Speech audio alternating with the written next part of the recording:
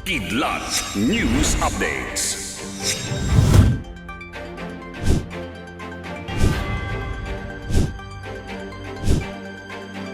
Ako po si Cesar Soriano, kasama ang buong pwersa ng Kidlat News Channel para ihatid ang mga nangungunang balita sa buong kapuluan ngayon. Wala sa rekomendasyon ng Philippine National Police kay Pangulong Ferdinand Marcos Jr. na pumasok sa isang holiday ceasefire sa pagitan ng pamahalaan at Communist Party of the Philippines New People's Army.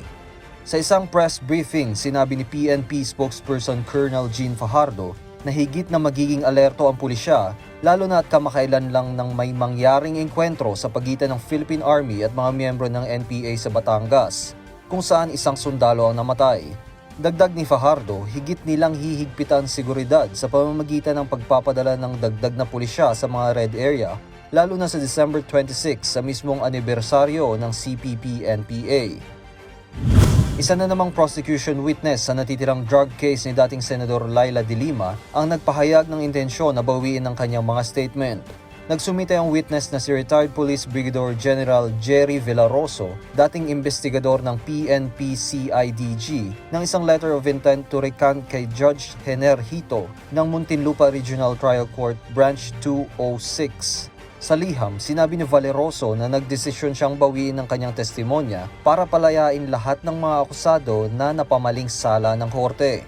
Nakasulat din sa kanyang liham na kanyang unang binalak ang recantation noong 2019. Gayunpaman, hindi na ito itinuloy alang-alang sa kaligtasan ng kanyang buhay at kanyang pamilya. Sinuspinde ng National Telecommunications Commission o NTC ang operasyon ng Sunshine Media Network International o SMNI sa loob ng 30 araw dahil sa paglabag nito sa kanilang prangkisa. Ito ay matapos matanggap ng komisyon ng kopya ng inihaing resolusyon sa Kamara na nagsasabing may 3 paglabag na ginawa ang naturang network. Una, ang pagpapahayag ng maling impormasyon. Ikalawa, ang paglabag sa Section 10 o Sale, Lease, Transfer, Grant of Usufruct o Assignment of Franchise. At panghuli, ang violation sa Section 11 o ang Dispersal of Ownership. Nagbigay na rin ng NTC ng show cause order para sa Suara Sag Media Corporation na tumatakbo sa business name na SMNI. Pinag-utos din ng komisyon na dumalo ang nasabing network sa administrative hearing sa January 4, 2024, kaugnay sa nasabing issue.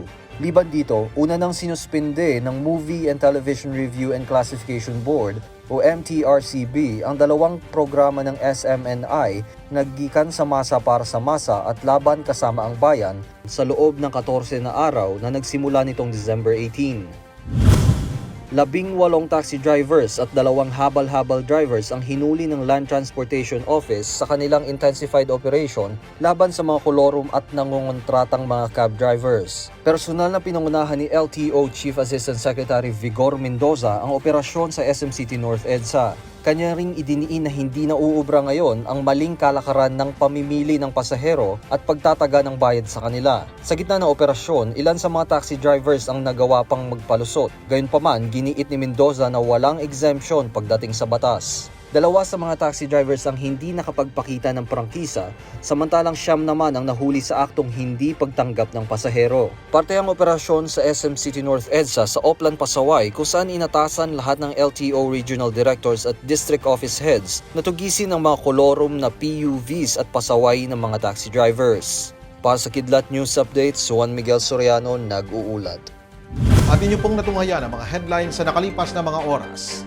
Manatili nakatutok para sa mga susunod na updates at breaking news. Ako po si Cesar Soriano, kasama nyo sa bawat pagputok ng balita.